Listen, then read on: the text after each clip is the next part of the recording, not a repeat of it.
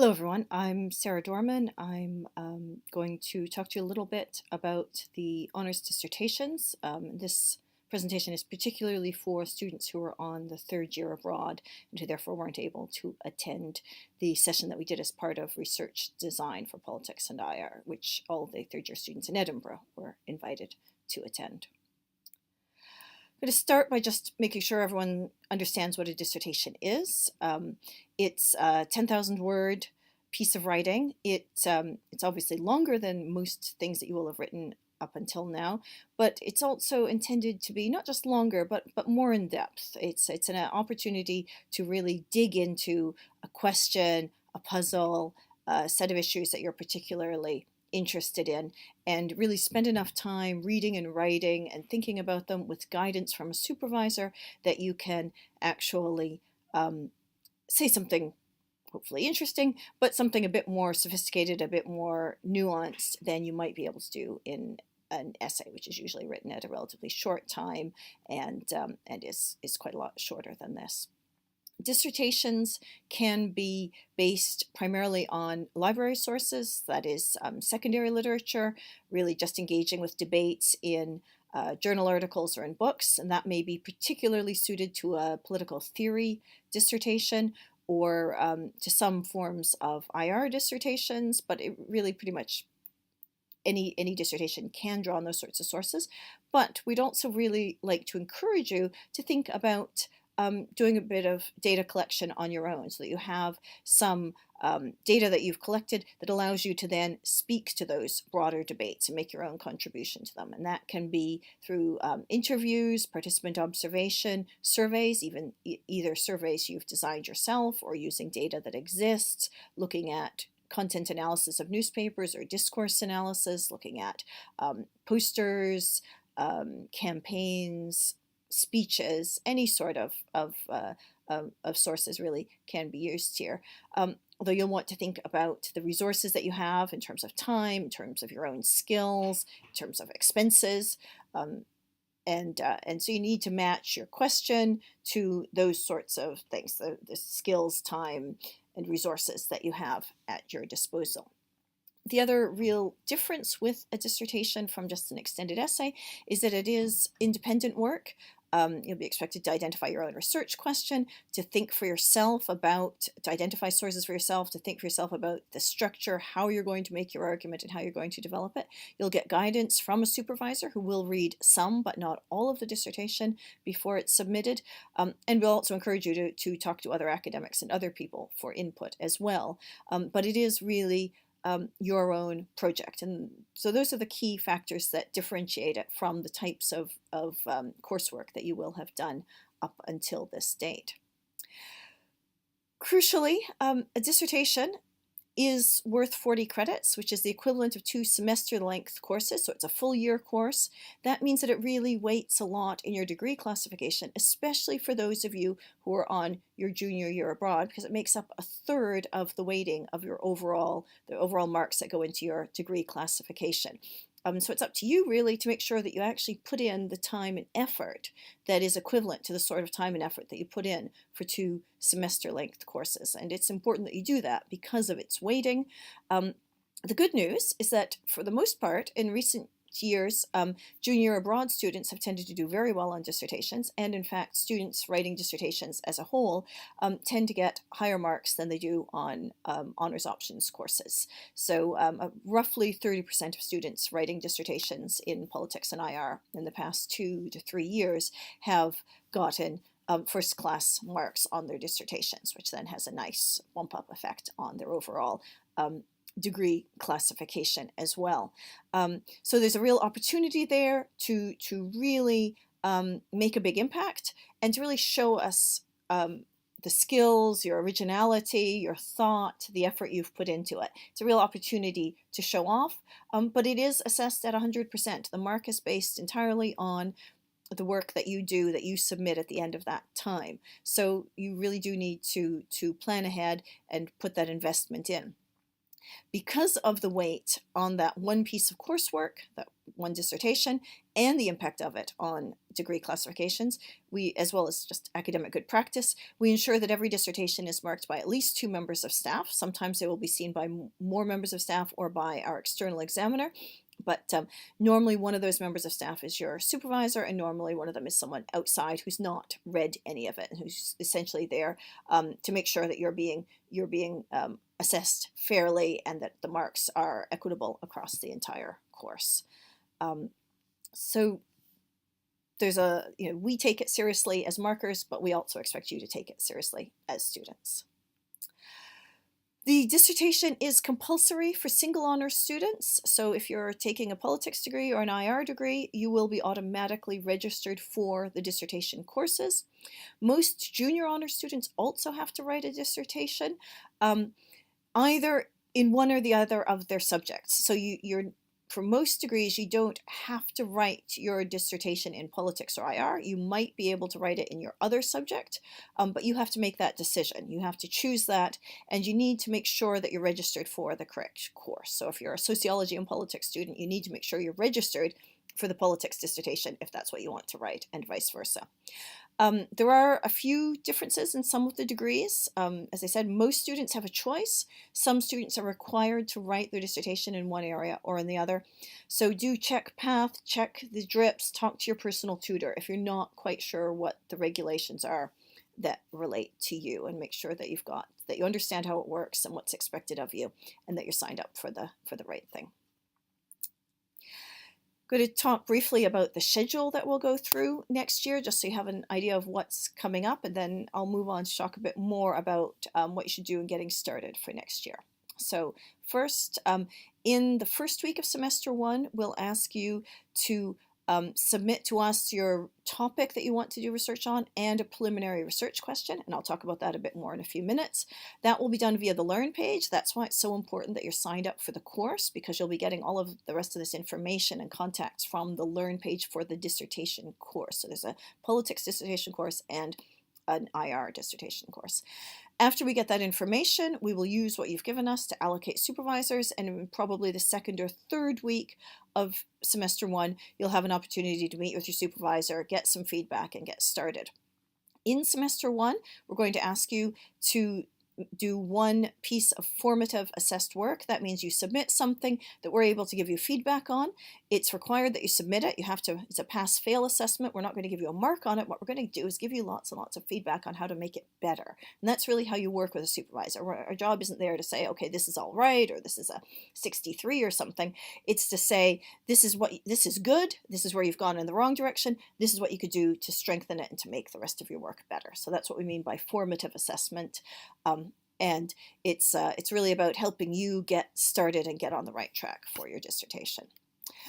In semester 2, you will have a second piece of formative assessment. That's usually a draft chapter that you've submitted to your supervisor, who will then give you feedback on that, either written feedback or just sitting and chatting with you and talking with you about what you've written and how you might address it and where you might go.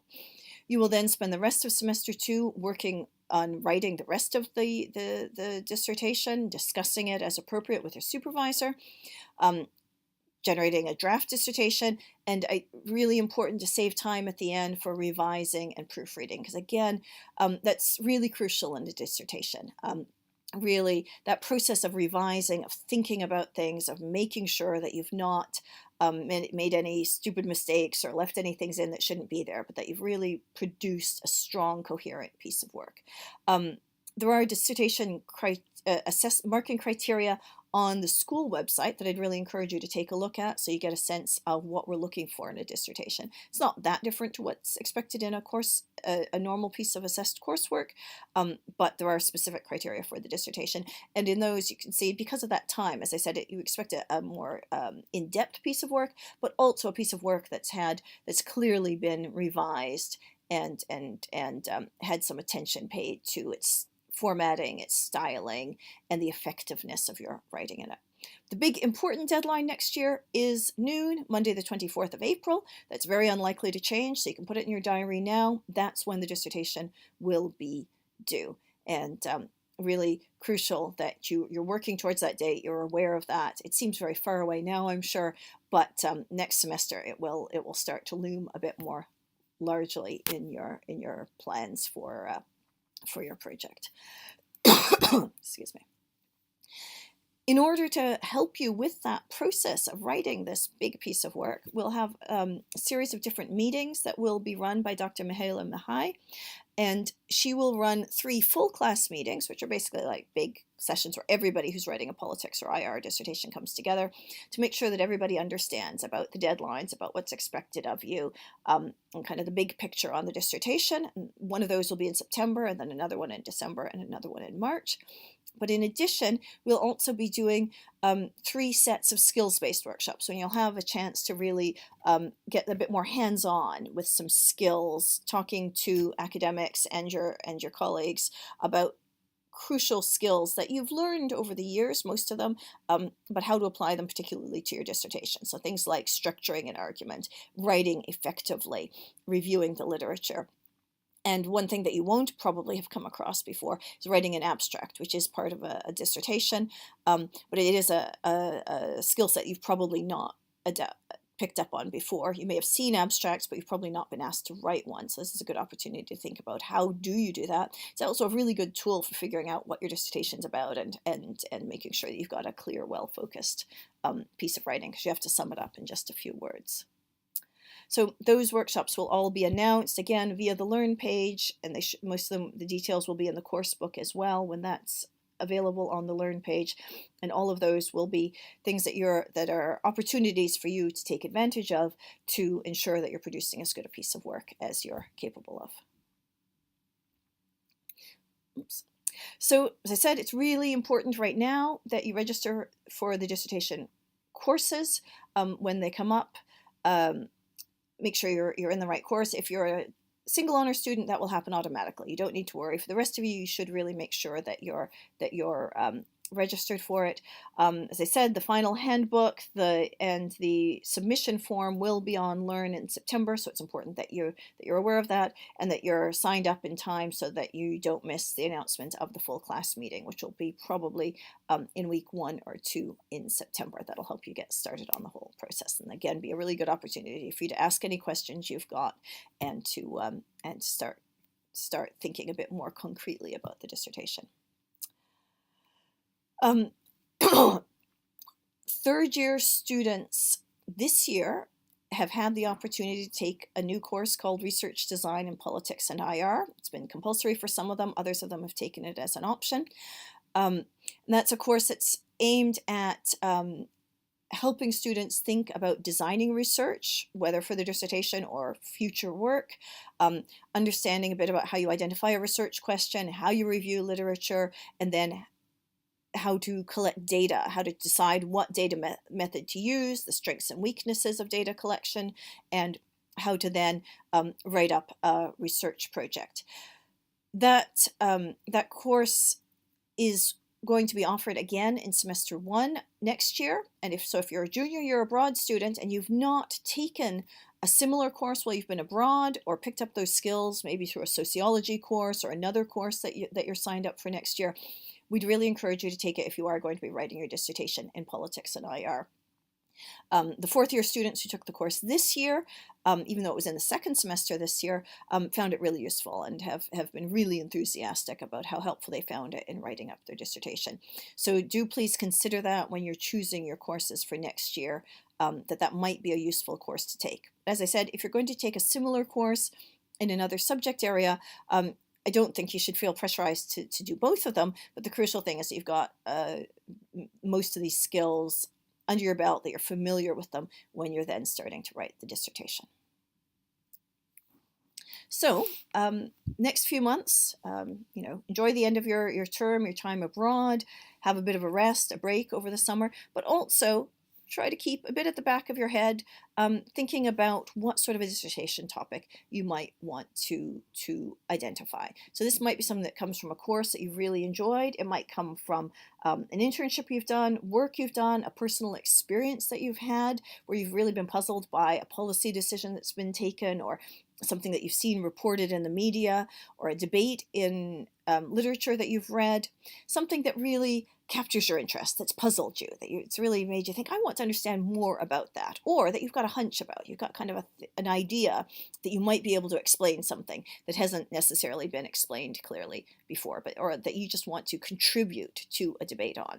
So think about those sorts of things. And then once you've got a topic identified, start thinking about what sort of a question you might use. And I think a research question here is really important because it allows you to focus in. Often when we have topics, they're very broad. They might be nuclear disarmament, or electoral turnout, or the role of churches in politics.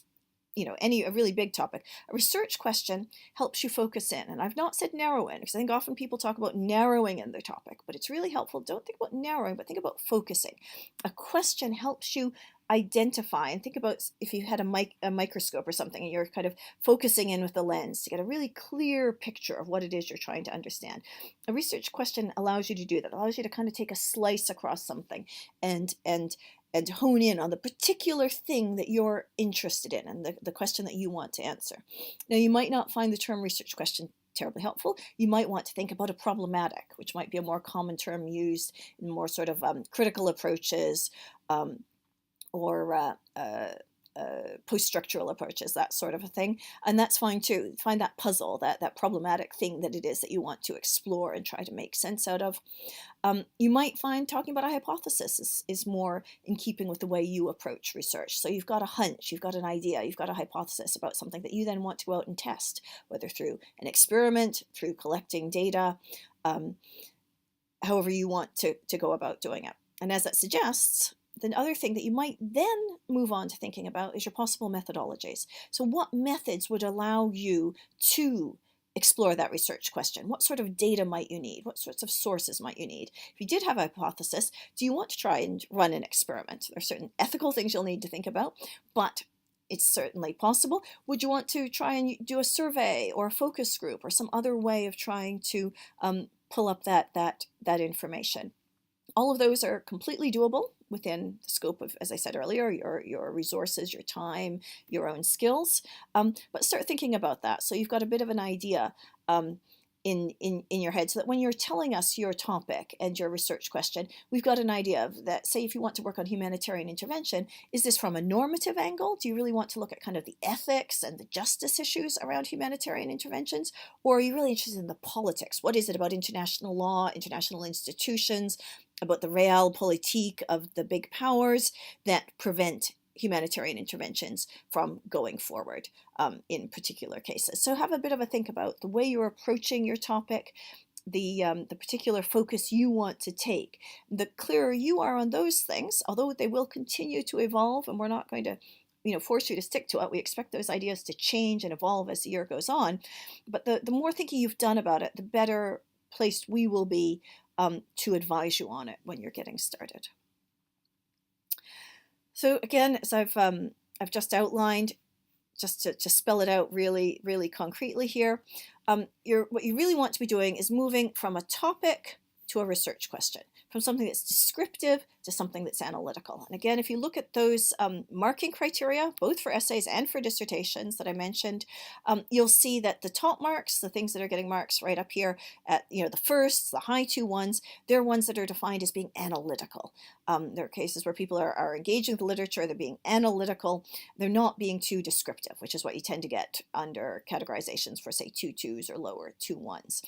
And that's why moving to a research question is really important, because it gets you away from just describing what happened, how Donald Trump progressed through the primaries, to explaining why he was able to. What was it about his campaign, about his style, about political culture in America that allowed him to do that? So if you start asking that analytical question, you're a lot closer to getting an argument that helps you structure your dissertation better. And I think that's really crucial. To think about structure isn't just kind of organizing things by theme, but it's part of that. It's really closely related to your argument, to building an effective argument. Hopefully that'll make a bit more sense in a few months as you start actually doing that process. But my key tip to you right now would be to start thinking about that. Identify a topic you're interested in, and then start thinking about that research question. As I said, if you're struggling in thinking about a research question, it's a big challenge. Think about your puzzle or your problematic. Think about what is it that intrigues you? What is it that you really want to explain? And also, do you have a hypothesis? Is there something that's a hunch that you've got an idea about? And as I've suggested, if you're trying to move from a topic to a research question, trying to make something more analytical rather than descriptive, it can often be very helpful to have a why question. So think, why did this happen? Now, you need to understand the how in order to answer the why, but the how is really a means to answering that why question and making a really good argument. So those are my sort of tips to you to think about, not just now, but also next year while you're working on the project. There will be lots of resources available to you, both now and in the autumn. There's a dissertation frequently asked question sheet. Some of the things that are on that sheet won't make sense to you now or won't be relevant to you now. They'll make more sense later next year.